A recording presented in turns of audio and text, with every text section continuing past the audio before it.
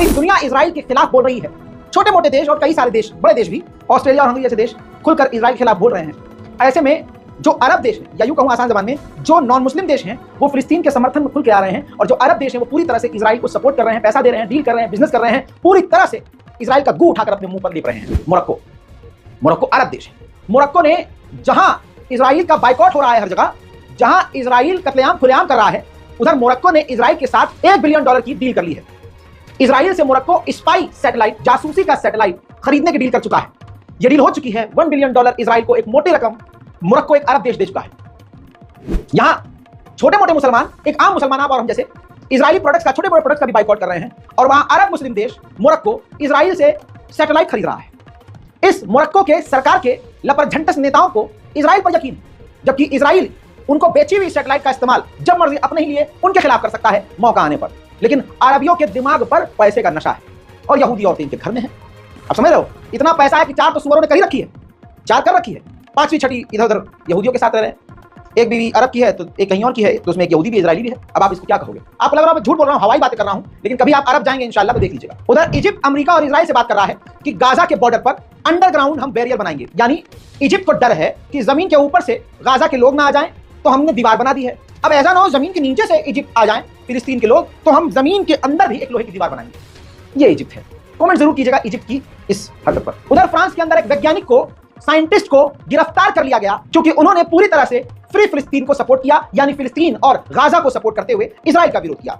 तो यानी आप जाहिल हो, अनपढ़ हो, वैज्ञानिक हो, कहीं के बहुत बड़े नेता हो, लेकिन हाल यह है कि अगर आज आप फिलिस्तीन के सपोर्ट में बोलेंगे तो आपका सब कुछ छीन लिया जाएगा। उधर इजराइल एक कानून ला रहा है UNRWA के खिलाफ, अंतरराष्ट्रीय संगठन के खिलाफ। अगर ये बिल पास हो जाएगा तो पूरे फिलिस्तीन और गजा में UNRWA की कोई भी संस्था या उससे जुड़े लोग कोई भी काम, ऑपरेशन नहीं कर पाएंगे। अंतरराष्ट्रीय संगठन दुनिया का जो सबसे बड़ा है वो UN है। ऑफिशियली UN ने कहा, UN के अंदर, कि इजराइल भूख और प्यास को हथियार की तरह गाजा में इस्तेमाल कर रहा है। UN में बैठे ही इजराइल के कुत्ते यानी प्रतिनिधि ने साफ कह दिया कि यह सरासर झूठ है, गाजा के अंदर भूखमरी नहीं है, जबकि दुनिया देख रही है कि इजराइल साफ झूठ बोल रहा है। उधर फ्रांस के राष्ट्रपति इमैनुअल मैक्रोन ने इजराइल के प्रधानमंत्री नेतन्याहू से शिकायत की कि आपने उस पार्टी और उस इंसान को, उस चेहरे को सपोर्ट किया जो फ्रांस में मेरे ही अगेंस्ट खड़े हैं। हजरत मोहतरम, जिन जिन फिलिस्तीनियों को इजराइल गिरफ्तार करके जेल में रख रहा है, उनकी जिंदगी मौत से बदतर कर रहा है। इस बॉडी बिल्डर को देखिए, बिफोर और आफ्टर की तस्वीर देखिए। जेल से पहले वो कितना तगड़ा पहलवान है, छूटने के बाद वो एकदम कमजोर और दीवाना, पागल टाइप का, मेंटली डिस्टर्ब टाइप का लग रहा है। उसको किस तरह से टॉर्चर किया गया उसका वीडियो भी है। उधर इजराइल के जानवर गाजा के अंदर तबाही मचाते हुए तबाही का फोटो भी डाल रहे हैं। गाजा के घर को तबाह करके बाथटब में लेटकर फोटो खिंचवा रहा है। सोचिए, जिन घरों में आमतौर से बाथटब है, ड्राइंग रूम है, 4-4 कमरे हैं, जमीन से अपना मकान है, लग्जरी लाइफ हुआ करती थी उन गाजा के लोगों की। गरीब नहीं थे गाजा के लोग, अमीर, बेहतरीन लाइफ जीने वाले। आज उनके पास कुछ भी नहीं है, सब कुछ छीन लिया गया है। और हम एक मिडिल क्लास, हम गरीब लोग, जो हम 1 BHK या 2 BHK में एक फ्लोर पर रह रहे हैं, हम सोचते हैं कि भाई हमारे पास कितना पैसा है, हम तो ऊपर कोई है नहीं, छीनने को कब कौन आपसे क्या छीन ले कुछ नहीं पता। लिहाजा सबसे पहली बात, जुल्म के खिलाफ बोलो। कभी ऐसा ना हो, बिल्डोजर तो भारत में मुसलमानों के घरों पर चल ही रहे हैं, जुल्म जितना सहोगे ऐसा होगा एक दिन कि तुमसे सब कुछ छीन लिया जाएगा, और तुम इसी इंतजार में रहोगे कि कोई हमारे लिए बोलेगा, और कोई नहीं बोलेगा, क्योंकि तुम तब खामोश थे जब किसी और पर जुल्म हो रहा था। इजरायली एक और कुत्ते ने पोस्ट किया कि दोबारा से मैं गाजा जा रहा हूं, और गाजा को फ्लैट करने का, समतल करने का, मिटाकर, पाटकर, घरों को तोड़कर जमीन को बराबर करने का वक्त आ गया है। उधर फिलिस्तीन की बैतुल मुकद्दस, आपकी और हमारी मस्जिद, हमारा पहला किबला मस्जिद अल-अक्सा के करीब इजरायली कुत्तों का झुंड, फौजियों का झुंड शपथ ले रहा है कि हम गाजा में जीत कराएंगे, गाजा को मिटा कराएंगे, फिलिस्तीन को खत्म करके आएंगे। सुनिए।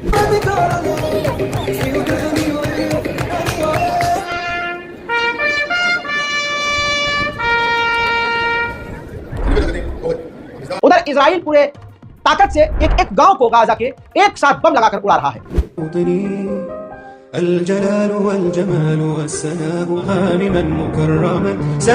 उधर मेरे दोस्तों, रिपोर्ट यह है कि हर दिन गाजा के 10 बच्चे अपना हाथ, पैर या आंख खो रहे हैं, यानी गाजा के अंदर हर दिन 10 बच्चे अपंग हो रहे हैं। एक इजराइल का ऑफिशियल ऑफिसर जब इजराइल पहुंचा है वापस, तो उसने अपने बयान में एक्सेप्ट किया है कि जब अंतरराष्ट्रीय एड आती थी, मदद आती थी गाजा के अंदर, तो सड़कों पर इतनी लाशें होती थी कि हम बिल्डोजर से फिलिस्तीनियों की लाश को हटा दिया करते थे, छुपा दिया करते थे। इजरायली कुत्तों के झुंड को जरा फुल स्क्रीन पर देखिए। फिलिस्तीनी बच्चे के खिलौने या टैडी को लेकर उसको फिलिस्तीन का रुमाल पहनाकर फोटो खिंचवा रहे हैं। दुनिया का सबसे बड़ा कातिल नेतन्याहू अमेरिका के न्यूयॉर्क में स्पीच देने वाला था, और वहां जाने के लिए वो चेक रिपब्लिक और हंगरी 2 जगह रुकता, लेकिन अब वो डायरेक्ट अमेरिका जा रहा है, क्योंकि उसको डर है कि चेक रिपब्लिक और हंगरी उसको गिरफ्तार कर सकते हैं अंतरराष्ट्रीय क्रिमिनल कोर्ट के अरेस्ट वारंट के जारी होने के बाद। लिहाजा अब ये अंतरराष्ट्रीय आतंकवादी, नरसंहार करने वाला नरसंहारी नेतन्याहू सीधा अमेरिका के न्यूयॉर्क में जाकर स्पीच देगा। इजराइल ने कहा कि गाजा के अंदर भुखमरी नहीं है, जबकि गाजा के अंदर भुखमरी इस तरह से है।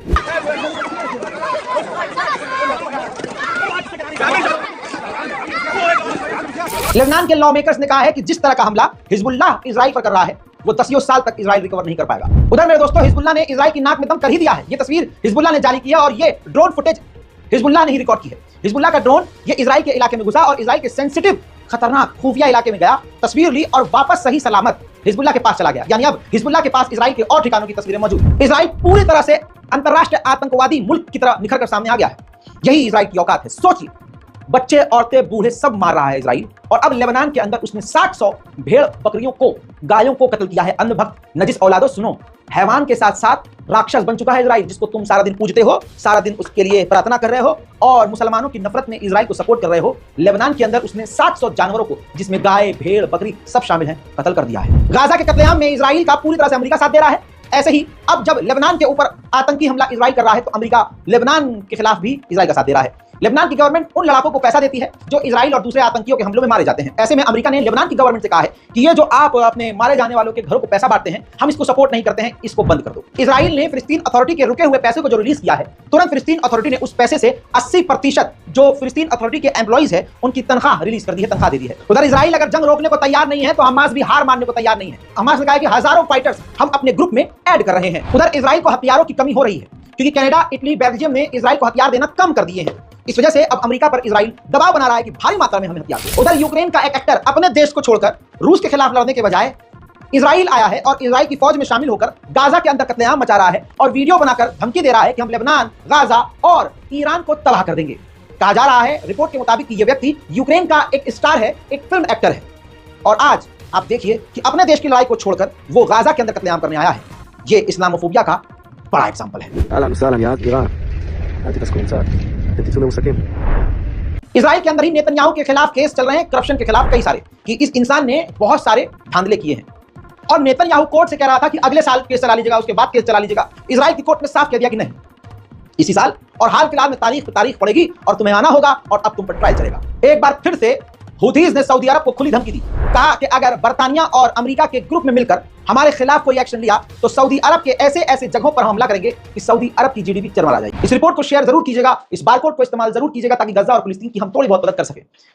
इससे पहले की रिपोर्ट में बता चुका हूं कि 2 दिन अगर बीच में नहीं था तो उसकी वजह यही थी कि भाई साहब ऐसी खबरें देने की वजह से कई सारे केस भी चल रहे हैं। वक्त से पहले 25 की उम्र में भैया दाढ़ी भी अब सफेद होने लगी है, इतनी टेंशन ले लेके सर में दर्द रहने लगा है। 25 की उम्र में 35 से ज्यादा केस झेल रहे हैं, कभी इधर तारीख, कभी उधर तारीख, कभी इस कोर्ट, कभी उस कचहरी, कभी इस थाने, कभी उस थाने, जाना ही पड़ता है। लोगों को लगता है कि स्टूडियो में बैठकर बोल रहा है, अंधा पैसा कमा रहा है। तो बता दूं, आप मेरा परिवार ही है, आधे से ज्यादा कमाई तो केस में निमट जाती है, फिर आधी बची कुची इस दफ्तर को चलाने में जाती है। बचता है एक थोड़ा सा हिस्सा जो बड़ा निचोड़ कर मिलता है और उसमें भी मेंटेनेंस चला जाता है ऑफिस का, समझ रहे हैं आप? तो ये जो लपर लप्पू से लोग लिखते रहते हैं कुछ भी, अगर उनमें दम है तो यूट्यूब फ्री है, दम है उठाओ कैमरा, औकात है बोलने की तो बोल कर दिखाओ 2 लफ्ज। लोगों को लगता है बोलना आसान है तो बोल कर दिखाओ। आप लोग हमारा साथ देते हैं, इसके लिए बहुत शुक्रिया, लेकिन साथ बुरे वक्त में दीजिए तब ज्यादा मजा आए। बहरहाल हमारी कोशिश है, क्योंकि मुहर्रम के अय्याम चल रहे हैं और पिछले 5-6 दिनों से हमारी कोशिश ये थी कि फिलिस्तीन एम्बेसी जाएं, लेकिन एम्बेसडर जो मेन एम्बेसडर है उनसे हमारा अपॉइंटमेंट फिक्स नहीं हो रहा था। उनके पीए या दूसरे सेक्रेटरी से अपॉइंटमेंट था, मिल रहा था, लेकिन हमारा दिल गवारा नहीं किया। हम जो है उनसे सेक्रेटरी से तो मिले ही, लेकिन हमारा एक बार सामना फिलिस्तीन के जो यहाँ रिप्रेजेंटेटिव है मेन, उनसे जरूर मुलाकात हो, शायद 2 मिनट की, वो नहीं हो पाई। और अब अय्याम में गम चल रहे हैं, जो मुहर्रम चल रहा है, तो इंशाल्लाह 10 मुहर्रम के बाद हमारा पूरा प्लान है कि हम फिलिस्तीन अथॉरिटी के यहाँ जो एम्बेसी है वहाँ पहुँचेंगे और इंशाल्लाह उसकी सारी डिटेल आपके साथ शेयर की जाएगी। जय हिंद।